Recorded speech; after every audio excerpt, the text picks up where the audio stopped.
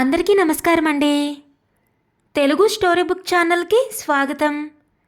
ఈరోజు నేను మీకు వినిపించబోతున్న కథ కప్పగంతుల మల్లికార్జునరావు గారు రచించిన రిటర్న్ జర్నీ. కథను ఎక్కడ స్కిప్ చేయకుండా చివరి వరకు వినండి. నచ్చితే లైక్ చేయండి. కొత్తగా మన ఛానల్ని చూస్తున్నట్లయితే కనుక సబ్స్క్రైబ్ చేసుకోవడం అస్సలు మర్చిపోవద్దు. మరిక కథలోకి వెళ్ళిపోదామా? కంపార్ట్మెంట్ అంతా నిద్రపోతున్నారు. కానీ కళ్యాణికి ఎంత ప్రయత్నించినా కళ్ళు మూతపడ్డం లేదు. అమ్మమ్మ, చరిత్రలో నువ్వు మోస్ట్ అడ్వెంచరస్ అండ్ రెవల్యూషనరీ ఉమెన్గా మిగిలిపోతావు. Wish you all the best in your new life.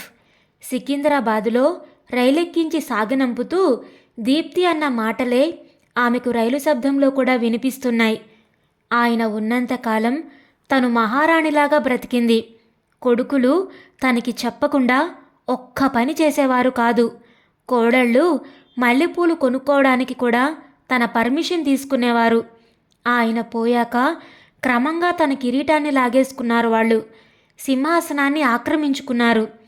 ఏ విషయంలోనైనా అదేమని అంటే చాలు కోడళ్ళు పెద్ద రగడ చేస్తారు. కొడుకులు భార్యల్ని వెనకేసుకొని వస్తారు. వారి పిల్లలు తనని ఆట పట్టిస్తారు. వారి దృష్టిలో తనొక పని చేయని పాత బొమ్మ, రైలు, బస్సు, విమానం. గుప్పెడు మెతుకుల కోసం అభిమానాన్ని చంపుకోవాలా తను? కాపురానికి వచ్చిన కొత్తల్లో అత్తగారి మీదనే తిరుగుబాటు చేసింది తను. ఆడబిడ్డల నోళ్లు మూయించింది.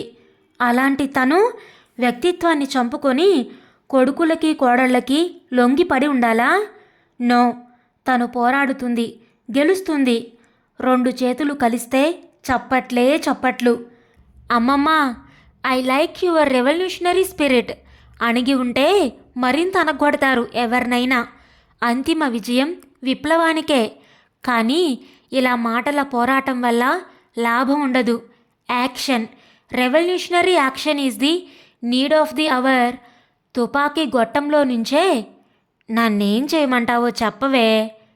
తన మనవలు మనవరాళ్ళందరికీ తల్లిదండ్రుల బుద్ధులే వచ్చాయి. ఒట్టి బూర్జువా పిల్లలు. వారిలో దీప్తి ఒక్కతే తనకు వారసురాలు. విప్లవ భావాలు, తిరుగుబాటు తత్వం ఉంది. ఓకే, నువ్వు చేస్తానంటే AK-47 తుపాకీ లాంటి ఐడియా చెప్తానమ్మమ్మా. చేస్తానన్నానుగా, చెప్పు, కచ్చగా అంది. చిన్నప్పుడు నువ్వెవరినో ప్రేమించానన్నావుగా? నేను ప్రేమించలేదు. అతను నన్ను ప్రేమించాడు. లవ్ లెటర్స్ రాసేవాడు. అతని పేరు తప్ప అతన్ని గురించిన వివరాలు నాకేం తెలియవు. అతని పేరు జగన్. ఇప్పుడు ఆయన పేరు జగన్నాథం. విశాఖపట్నంలో ఒంటరిగా ఉంటున్నాడు. నేను ఆయనతో కరస్పాండెన్స్ చేశాను. He's ready to receive you and leave with you. చిచి, ఏమిటే నీ ఉద్దేశం? ట్రెడిషనల్ స్పిరిట్తో ఆలోచిస్తున్నావే అమ్మమ్మ. రెవల్యూషనరీగా ఆలోచించు. ఆయనకు పెళ్ళయింది, భార్య చనిపోయింది. నీకులాగా కొడుకులు, కూతుళ్ళు, మనవలు, మనవరాళ్ళు ఉన్నారు. కానీ వారంతా ఎక్కడో ఉంటున్నారు. ఆయనకి తోడు కావాలి, నీకు తోడు కావాలి. ఈ వయసులో స్త్రీ పురుషుల మధ్య ఉండేది సెక్స్ సంబంధం కాదమ్మమ్మా, ప్రేమ బంధం, స్నేహబంధం. ఒక స్నేహితుడిగా ఆయన నిన్ను తన ఇంటికి ఆహ్వానిస్తున్నాడు. వెళితే తప్పేమిటి? మనవరాలి మాటలకు మెత్తబడింది తను. అలా ఆరంభమైంది తన పయనం. ఎప్పుడు లేచారో ఏమో. జనం హడావిడికి ఆమె ఆలోచనలో నుంచి బయటకొచ్చింది. కంపార్ట్మెంట్లోని జనమంతా సామాన్లు తీసుకొని తోసుకుంటూ రైలు దిగుతున్నారు. తీరా చూస్తే విశాఖపట్నం వచ్చేసింది. ఆ కంపార్ట్మెంట్లో ఆఖరి వ్యక్తిగా కళ్యాణి రైలు దిగింది. మీరు కళ్యాణి అవునా? Welcome, hearty welcome. ఇంతసేపు కనిపించకపోతే రాలేదేమోనని భయపడ్డాను. తెల్లగా, బొద్దుగా, గుమ్మటంలా ఉన్నాడు జగన్నాథం. బోర్లించిన మూకుడులా నిగనగా మెరుస్తున్న తల మీద 4-5 తెల్ల వెంట్రుకలు తలతలమంటున్నాయి. బ్లాక్ ఫుల్ సూట్ వెనుక కుండలాంటి బొజ్జ అణిగిమణిగి ఉంది. ఆమెకు చటుక్కున తన భర్త రామ్మూర్తి గుర్తుకొచ్చాడు. అతను నలుపు కిందే లెక్క. అయితేనే భారీ విగ్రహం. షష్ఠి పూర్తి నాటికి కూడా తలపైన ఒక్క వెంట్రుక నెరవలేదు. అతను ఫుల్ సూట్ వేస్తే అదో టీవీ, పంచ కడితే అదో అందం. రండి వెళదాం. జగన్నాథం వెనుక ఆమె స్టేషన్ బయటకొచ్చింది. పోర్టర్ సామాన్లన్నీ కారులో పెట్టాడు. చిన్నప్పుడు మిమ్మల్ని ఆరాధించిన నన్ను మీరు గుర్తుపట్టలేదు, అవునా? ఎలా గుర్తుపడతారులేండి. అప్పుడు నేను సన్నగా రింగుల క్రాఫ్ట్తో అక్కినేన్లా ఉండేవాణ్ణి. మీకు గుర్తుందో లేదో, కాలేజీలో ఒకసారి నాటకం వేస్తే అంతా అక్కినేనే అని నన్ను పొగిడారు. చాలామంది ఆడపిల్లలు నన్ను ఆరాధించారు. కానీ మీరే నేనుగా ప్రేమలేఖలు రాసినా జవాబన్నా ఇచ్చారు కాదు. వారు ఇల్లు చేరేదాకా అతనలా ఎప్పటి సంగతిలో చెప్తూనే ఉన్నాడు. ఆమెకు అతను చెప్పిన ఒక్క విషయం కూడా గుర్తులేదు. కానీ కారు తోలుతూ అతనలా మాట్లాడుతూ ఉంటే ఆమె గుండె గొబుగొబలాడిపోయింది. వెధవ కారు డ్రైవ్ చేస్తూ యాక్సిడెంట్ అయ్యే కదూ రామ్మూర్తి చనిపోయాడు. తనప్పుడు కారులో ఉంటే అలా జరిగేదా? రామ్మూర్తి స్పీడ్ డ్రైవింగ్కు తను బ్రేక్. ఆనాడు ఆ బ్రేక్ లేకపోబట్టే. ప్లీజ్ తర్వాత మాట్లాడుకోవచ్చు. రోడ్డు వైపు చూస్తూ డ్రైవ్ చేయండి. ఏ భయమా? మీకు తెలియదేమో, నేను 3 సార్లు కార్ రేసులో ఛాంపియన్షిప్ గెలుచుకున్నాను అంటూ ఆ వివరాలు చెప్పుకుపోయాడు. చెప్తూనే కార్ స్పీడ్ పెంచాడు. చాలాసార్లు హఠాత్తుగా బ్రేకులు వేశాడు. ఆ డ్రైవింగ్ ఆమెకేమాత్రం నచ్చలేదు. తను పక్క నుండి రామ్మూర్తి డ్రైవ్ చేస్తూ ఉంటే పుష్పక విమానంలో తేలిపోతున్నట్లు ఎంత హాయిగా ఉండేది. కారు దిగాక ఆమె స్థిమితపడింది. Welcome to my house Mrs Kalyani. Car door తెరిచి పట్టుకొని బోచేస్తూ అన్నాడు జగన్నాథం. 5 స్టార్ హోటల్స్లో చాపియర్స్ గుర్తుకొచ్చారు ఆమెకు. వారం రోజుల క్రితం వరకు ఈ ఇంట్లో నాకు తోడుగా వంట చేసి పెట్టడానికి ఒక కుక్కు, పై పనులు చూడడానికి ఓ సర్వెంటు ఉండేవారు. కారణాలు ఏమైతేనే 4 రోజుల క్రితం సర్వెంటు, నిన్ననే కుక్కు మానేశారు. ప్రస్తుతం నేనే ఈ ఇంటి కుక్కుని, సర్వెంట్ని అన్నాడు. ఫ్లాస్క్లో కాఫీ కప్పులో పోసి ఆమెకు అందిస్తూ. ఆమె ఉలిక్కి పడింది. సరిగ్గా తన ఇంట్లో అడుగుపెట్టే వేళకే ఇద్దరూ మానేయాలా? అంటే సర్వెంట్ కూడా లేకుండా తామిద్దరము ఈ ఇంట్లో ఉండాలన్నమాట. ఇల్లు చిన్నదైనా కాస్ట్లీగానే కట్టారు. కానీ మెయింటెనెన్స్ బొత్తిగా పూర్. ఇల్లంతా నానా కంగాళీగా ఉంది. ఇంటికి 4 వైపులా బోలెడంత ఖాళీ స్థలం. అంతటి స్థలం ఉంటే రామ్మూర్తి స్వయంగా గార్డెన్ను పెంచకపోయాడా? ఇల్లు అలా ఉంటే అతను ఒక్క క్షణం సహించేవాడా? అతనికి అక్కడ వస్తువులు అక్కడే నిర్దిష్ట స్థానాల్లో ఉండాలి. అలా నీట్గా స్వయంగా సర్దేవాడు. ఆ కళాత్మక దృష్టి ఇక్కడ కొంచెమైనా కనబడదే. ఇల్లంతా చిందరవందరగా ఇలాగుందేమా అని అనుకుంటున్నారా? ఏం చేయని చెప్పండి. మొదటి నుంచి ఇంటి మెయింటెనెన్స్ అంతా ఈ ఇంటి యజమానురాలే చూసుకునేది. నా అలవాట్లు అభిరుచులు వేరు. I'm a man of many avocations out side the house. ఇంటి ఇల్లాల్లా పని మనుషులు ఇంటిని ఎలా మెయింటైన్ చేయగలుగుతారు చెప్పండి? పైగా ఈ 4 రోజులుగా సర్వెంట్ కూడా లేడు కదా, అంచేత ఇలాగుంది. ఇంకెంతలేండి, 2 రోజుల్లో సర్వెంటు, కుక్కు కూడా కొత్త వాళ్లే రావచ్చు. ఇదిగో పేపర్లో అడ్వర్టైజ్ చేశాను కూడా. అది సరే, అప్పటి వరకు తిండి ఎవరు వండాలి? ఇల్లు ఎవరు శుభ్రం చేయాలి? మీరేం మాట్లాడడం లేదు. ఇంకా కొత్త పోలేదనుకుంటా. నన్ను ఇంకా మీరు పరాయివాడుగానే చూస్తున్నారు. ఈ ఇల్లు మీదే అనుకోవాలి. We're not strangers, we're old friends. ఈ ఇంట్లో 3 బెడ్రూమ్లున్నాయి. ఇది నా బెడ్రూమ్. మీరు ఏ రూమ్లో అయినా ఉండొచ్చు.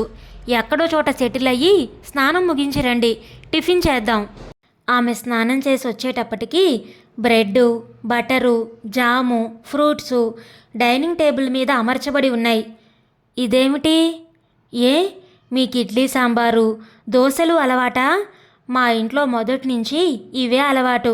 మా ఆవిడకు కూడా నేనే అలవాటు చేశాను. అలాగా? నాకు అసలు ఉదయం టిఫిన్ తినే అలవాటే లేదు. మేం 10 లోపలే భోజనం చేస్తాం. సాయంకాలం టిఫిన్ మీరు తీసుకోండి. నాకు ఆ అదృష్టం లేదు. షుగర్ వాడను. 2 ఇడ్లీలు పొద్దున్నే హోటల్లో తినేశాను. నా కోసం ఇప్పటికి తినండి, రేపు సంగతి ఆలోచిద్దాం. ఆమె టిఫిన్ తింటూ ఉంటే అతను తన జబ్బుల్ని గురించి చెప్పాడు. నాకు వంట చేయడం చేత కాదు. మధ్యాహ్నం మన భోజనం హోటల్లో. ఈ పూటకి నా మాట కాదనకండి. రేపు సంగతి మళ్ళీ ఆలోచిద్దాం. ఆయనతో హోటల్కెళ్ళి భోజనం చేయడం అన్న ఆలోచన ఆమెకు రుచించలేదు. ఒక్క క్షణం ఆమె గృహిణిగా మారింది. వంటిల్లు ఎక్కడో చెప్పండి, నేను వండుతాను. ఆ మాటన తర్వాత ఆమె నాలుక కరుచుకుంది. అతను అందుకు అంగీకరించడని ఆశించింది. అంతకన్నా భాగ్యమేముంది, రండి కిచెన్ చూపిస్తాను. ఆ మాట కోసమే వేచి ఉన్నట్టుగా వెంటనే అని కిచెన్ వైపు నడిచాడు. ఆమె వంట చేసేలోగా ఏదో సాకుతో అతను కిచెన్లోకి 10 సార్లన్నా వచ్చాడు. వచ్చినప్పుడల్లా తన కొడుకులు, కోడళ్ళు, కూతుళ్ళు, అల్లుళ్ళు, మనవలు, మనవరాళ్ళని గురించి ఏదో కథలు చెప్తూనే ఉన్నాడు. నా పిల్లలెవరూ నా మాట కాదనరండి. నేను గనక గట్టిగా ఇక్కడే ఉండండర్రా అంటే ఇక్కడే ఉండిపోయేవారు. కానీ ఇక్కడ ఈ దేశంలో మేధావులకు పైకి ఎదిగే స్కోప్ లేదండి. నా సొంత అనుభవం వల్ల ఆ సత్యాన్ని తెలుసుకున్నాను. మరి వాళ్ళని ఇక్కడే ఉండమని ఎలా చెప్పను? అంచేత నేనే వారిని ప్రోత్సహించి విదేశాలకు పంపాను. ఒంట్లో శక్తి ఉన్నప్పుడే, అవకాశం కలిసి వచ్చినప్పుడే పుష్కలంగా డబ్బు సంపాదించాలన్నది నా మతం. ఎందుకంటే డబ్బున్న వాడికే సమాజంలో విలువ. బాగా డబ్బు సంపాదించాక నేనే వాళ్ళని రమ్మని రాస్తాను. ఏమంటారు? కళ్యాణి ఏమీ అనలేదు. అనాలని అనిపించలేదు. ఇవాళ నాకింత అదృష్టం పడుతుందనుకోలేదు. మా ఇంటి ఇల్లాలు పోయాక జిహ్వ మొద్దుబారిపోయింది. మళ్ళీ ఇవాళ నా జిహ్వకు రుచంటే ఏమిటో చూపించారు. నిజం చెప్పాలంటే మా ఆవిడ్ని మరిపించారు. తిన్నది తక్కువ, పొగడ్త ఎక్కువ. ఆ పొగడ్తలు ఆమెకు అపశృతుల్లా వినిపించాయి. కోడళ్ళు తనని వంట మనిషిగా చూస్తున్నారని బాధపడేది. మరిక్కడికి పయనమై వచ్చింది ముక్కు మొహం తెలియని ఈ మనిషికి వంట చేసి పెట్టడానికా? ఈ పొగడ్తలన్నీ తనని ఉబ్బగొట్టి వంట మనిషిగా మార్చడానికి కాదు కదా. పొగడ్తలొద్దు. ఈ రాత్రికి మీరు వంట చేస్తున్నారు. దగ్గరుండి దర్శకత్వం వహిస్తాను నేను. నాకన్నా మీరు బాగా చేస్తారు. నేనా? నా గ్యాస్ స్టవ్ వెలిగించడమే రాదండి బాబు. నన్ను వదిలేయండి. వదలను. ఎందుకంటే వంట చేయడం కన్నా వంట చేయడం నేర్పడం నాకు ఇష్టం. అలా ఎందరికో నేర్పాను, మీకు నేర్పుతాను. ఆ తర్వాత వంట వాళ్ళున్నా లేకపోయినా బాధ ఉండదు. మీరో పూట నేనో పూట కిచెన్ వర్క్ను షేర్ చేసుకోవచ్చు. స్త్రీలతో పాటు పురుషులు కూడా సమానంగా ఉండాలండి. అలా ఉన్నప్పుడే స్త్రీ పురుషుల మధ్య స్నేహం పెరుగుతుంది. ఏమంటారు? అదంతా అలా ఉంచండి. కానీ నేను మాత్రం ఈ వయసులో వంట నేర్చుకోలేను. ప్లీజ్ నన్ను క్షమించండి. రాత్రికి టిఫిన్ క్యారియర్ తెప్పిస్తాను. దృఢంగా అనేసి చర్చకు అవకాశం ఇవ్వకుండా అక్కడి నుండి లేచి వెళ్ళిపోయాడు జగన్నాథం. మర్నాడు నిద్రలేచేసరికి కాఫీ కప్పుతో ప్రత్యక్షమయ్యాడు వంటవాడు. అంత క్రితం రోజు మానేసిన పాత వంటవాడే అతను. అతని పేరు సాంబమూర్తి. సాంబమూర్తి నోరు విప్పి చచ్చినా మాట్లాడు. అంతా సంజ్ఞల ద్వారానే. అయితే అతను మోగవాడు మాత్రం కాదు, చెవిటివాడు. మా సాంబయ్య నన్ను వదిలి ఉండలేళ్ళండి. అంచేత మళ్ళీ వచ్చేశాడు. నాకు వంట నేర్చుకునే బాధ, మీకు వంట చేసే బాధ తప్పాయి. నాకు వంట చేయడం బాధ కాదు, కానీ మీరు వంట నేర్చుకోవడం నిరాకరించడమే బాధగా ఉంది. మా ఆయన నాకు వంటలో సాయం చేసేవాడు. అవసరమైతే తనే చక్కగా వంట చేసేవాడు. చూడబోతే మన భోజనాన్ని మనం వండుకోవడంలో గల ఆనందం, థ్రిల్ మీకు అనుభవం లేనట్లుంది. కావాలనే ఆమె తన భర్తను పొగిడింది. అతన్ని ఇండైరెక్ట్గా ఎత్తి పొడిచింది. కానీ అతను ఆమె కామెంట్స్ను పట్టించుకోలేదు. మరి కాసేపటికి మళ్ళీ గద్దెగ్గర తయారయ్యాడు. నా మనవడు అమెరికా నుంచి ఉత్తరం రాశాడు. ఆ ఆనందాన్ని మీతో పంచుకుందామని అంటూ మనవడు ఏం రాసింది వర్ణించి చెప్పుకొచ్చాడు. ఆ తర్వాత తన ఫ్యామిలీ ఆల్బమ్ను చూపించాడు. అందులో ఎవరో మహా ఉత్సాహంగా చెప్పుకుపోసాగాడు. కళ్యాణికి అతని మాటలు కాసేపటికి వినిపించలేదు. తన వాళ్ళంతా కళ్ళ ముందు మెదిలారు. పెద్ద కొడుకు ప్రకాశానికి తనంటే ఎంత ప్రేమ, గౌరవం. ఎంతో పెద్ద హోదాలో ఉండి కూడా తన అడుగులకి మడుగులొత్తేవాడు. కోడలతో తన గొడవ చూసి ఒకసారి అన్నాడు, అమ్మా, వానప్రస్థం స్వీకరించాల్సిన వయసులో నీకు అధికారకాంక్ష ఏమిటమ్మా? నీ కోడల సైకాలజీ కూడా అర్థం చేసుకోమ్మా. ఆ మాటలతో తనకతను పగయ్యాడు. అంతే నాయనా, పెళ్ళాం బెల్లం తల్లి అల్లం అని ఊరికే అన్నారా అంటూ తను వాళ్ళ మీద అలిగి వెళ్ళిపోయింది.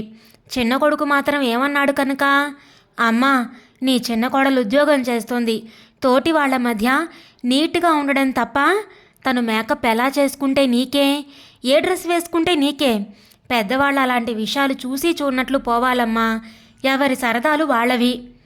అంతేలే నాయనా, నువ్విలా నెత్తికెక్కించుకోబట్టే అదలా సినిమా స్టార్ల తైతక్కలాడుతుంది, నేను ఇలాంటి వేషాలు చూడలేను అంటూ తను వాళ్ళని వదిలేసింది.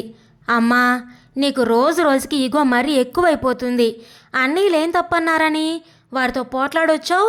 మా ఆయనకి పిల్లలకి సేవ చేయడం నాకు ఆనందంగా ఉంటుంది, మా ఇంట్లో ప్రతిదాన్ని తప్పు పడితే నేను ఊరుకోను, మాతో కలిసిపోయి ఉంటానంటే ఈ ఇంట్లో నీకు ఎన్నాళ్ళైనా స్థానం ఉంటుంది.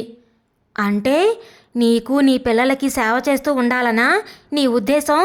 అంతగతి నాకేం పట్టలేదు, తిండి కోసం మీ మోచేతి నీళ్లు తాగాల్సిన పని నాకేం లేదు, నా తోవని నేను హాయిగా బ్రతకగలను. ఇప్పుడు ఆలోచిస్తే కొడుకులు కూతురు అన్న దాంట్లో తప్పేముందనిపించింది ఆమెకు. తను దూరం చేసుకుంది కానీ తనకు మాత్రం మనవళ్ళు మనవరాళ్ళు లేరా? వాళ్ళు తనకి ఉత్తరాలు రాయరా? తను వెళితే అమ్మమ్మ అమ్మమ్మ, నానమ్మ నానమ్మ అంటూ దగ్గరకొచ్చి కౌగిలించుకోరా, ముద్దులివ్వరా? ఏమండి, నా మాటలు మీరు వినడం లేదు అవునా? అయినా మీరు వచ్చిన దగ్గర నుంచి నా వాళ్ళని గురించే చెప్పాను కానీ మీ వాళ్ళని గురించి అడగలేదు కదూ. ఇప్పుడిక మీరు చెప్పండి, నేను వింటాను. చెప్పడానికి ఏమీ లేదు, ప్లీజ్ నన్ను వదిలేయండి కాసేపు. మీ వాళ్ళని తలుచుకొని బాధపడుతున్నట్లున్నారు, వాళ్ళని మర్చిపోండి, నేనున్నానుగా, మీకేం భయం లేదు, కాసేపు విశ్రాంతి తీసుకోండి. అతని ఓదార్పు ఆమె గుండెల్లో బెల్లంలా గుచ్చుకుంది. మర్నాడు జగన్నాథం ధోరణి హఠాత్తుగా మారింది. ఏకవచన ప్రయోగంలోకి దిగాడు. కళ్యాణి, సృష్టిలో ప్రేమ అనే పదార్థం ఎంత మధురమైనదో నాకిప్పుడు తెలిసొచ్చింది. ఒకసారి ప్రేమించిన వస్తువునే వదులుకోలేడు మనిషి. తను ప్రేమించిన వ్యక్తి సాహచర్యం కోసం తప్పించిపోతాడు. నిన్నిలా ఇంట్లో చూస్తూ ఉంటే నాకు జగత్తునంత జయించినంత ఆనందంగా, గర్వంగా ఉంది కళ్యాణి. అతని భావాలు, భాష, చూపుల్లో కూడా ఏదో వేడి. ఆమె మనసులో ఏవేవో భయాలు, అనుమానాలు. 20 ఏళ్ల యువతిని పెళ్లి చేసుకున్న 80 ఏళ్ల పెళ్లి కొడుకు. 25 మంది మనవలు, మునిమనవలు, మనవరాళ్ళు ఉండి సంవత్సరం క్రితం 25 ఏళ్ల పిల్లను 5వ పెళ్లి చేసుకున్న తాతయ్యకు కవల పిల్లలు. వింతలు కావేవి, వార్తలు, యథార్థ వార్తలు ఎన్నో. కళ్యాణి, నాదో చిన్న కోరిక. నో ప్రపోజల్ చెప్పనా? ఆ సాయంకాలం అన్నాడతను. చెప్పండి. మనం చిన్నప్పటి ప్రేమికులం, తోడు కోసం వృద్ధాప్యంలో కలిసాం. 2 రోజులుగా ఒకే ఇంట్లో ఉంటున్నాం, కానీ వేరువేరు గదుల్లో పడుకుంటున్నాం. మనం ఒకే గదిలో పడుకుంటే మాత్రం తప్పేమిటి? పడుకోకపోతే వచ్చిన నష్టం ఏమిటి? ఆమె మాటల్లో ఘాటుకు జగన్నాథం మొహం పాలిపోయింది. ఏం లేదు, నా కోరిక, జస్ట్ ప్రపోజల్ అని చెప్పాను కదా, నన్ను అపార్థం చేసుకోకు ప్లీజ్. అతను వెళ్ళగానే ఆమె ఫోన్ తీసి ఒక నెంబర్ రింగ్ చేసింది. ఇదేంటమ్మమ్మా, 3 రోజులకే హడావిడిగా విమానంలో ఎగిరొచ్చావేమిటి? నీ నుంచి ఫోన్ రాగానే నాకు మతి పోయిందనుకో. అక్కడ సంగతులు వదిలేవే దీప, అసలు మన ఆలోచన ధోరణిలోనే ఎక్కడో తప్పుంది. ఆ తప్పు దిద్దుకోవడానికే ఆ పెద్ద మనిషితో చెప్పనన్నా చెప్పకుండా పారిపోయి వచ్చాను. అయితే తిరుగుబాటు చేయడం తప్పంటావా? అయితే ఏ లక్ష్య సాధనకు? అది సమస్య. మన లక్ష్యం సక్రమమైంది కాదు, అసహజమైనది, అవాస్తవికమైనది. నీ ఆలోచన తప్పని చెప్పాల్సిన దాన్ని అహంకారంతో నేనే తప్పు చేశాను. అమ్మమ్మ, ఇలా మారిపోయావేమిటి? వాస్తవాలు తెలుసుకున్నానే, సత్యాలు గ్రహించాను. వృద్ధాప్యంలో మనిషికి అండగా నిలిచేది చిన్నప్పటి విఫల ప్రేమలు కాదు, మమతానుబంధాలు. ఆ మనిషి, అదే ఆ జగన్నాథానికి అమెరికాలో ఉన్న తన వారంటే ఎంత ప్రేమో, వాళ్ళని తలుచుకొని ఎంత గర్విస్తాడో. మరి నేను నా వాళ్ళని ఎందుకు వదులుకోవాలే? ఆ మమతానుబంధాల కోసం ఈ వయసులో నా కోరికల్ని అహంకారాన్ని కాస్త చంపుకుంటే తప్పేమిటి? ఆ మగాడికి నా తోడు కావాలి. ఎందుకో తెలుసా? ఆయన తన వాళ్ళని గురించి చెప్పే కథలు వినడానికి, అన్నం వండి పట్టడానికి, ఇల్లు సర్దడానికి, పక్కలో పడుకోవడానికి, ఆయనకు పెళ్ళాం లేని లోటు తీర్చడానికి నాకేం గతి పట్టిందే? ప్రేమ బంధం, స్నేహబంధం ఇవన్నీ ఆచరణలోకి రాని తీయటి భావనలు. ఎన్నేళ్ళు వచ్చినా పురుషుడికి భార్య కావాలే, భార్య ఇచ్చే సుఖాలు కావాలి. అక్కడే స్త్రీ పురుషుల శారీరక మానసిక తత్వంలో పెద్ద భేదం ఉంది. ఈ భేదాన్ని గుర్తించకపోతే స్త్రీ వృద్ధాప్యంలో కూడా మోసపోతూ ఉంటుంది.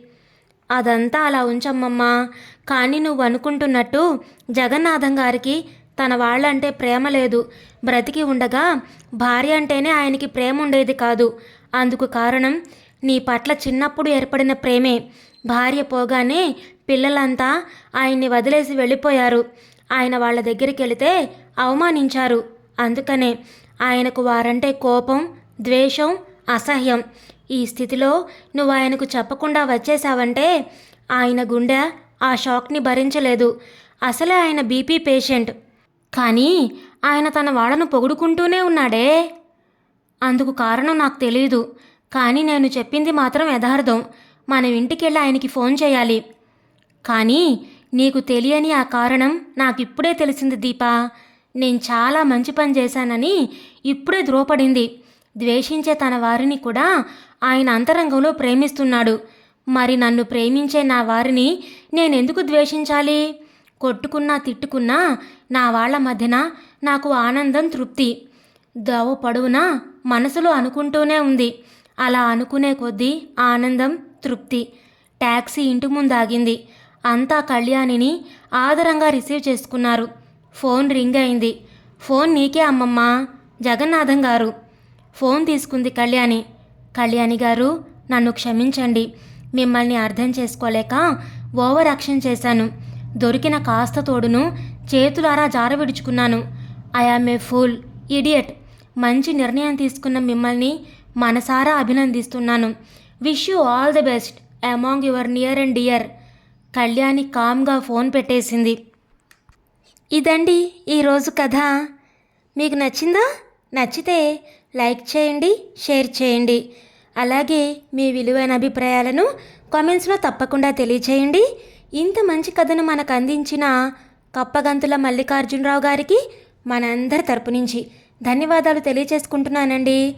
మరలా రేపు మరొక మంచి కథతో కలుద్దాం. అప్పటి వరకు ఉంటానండి.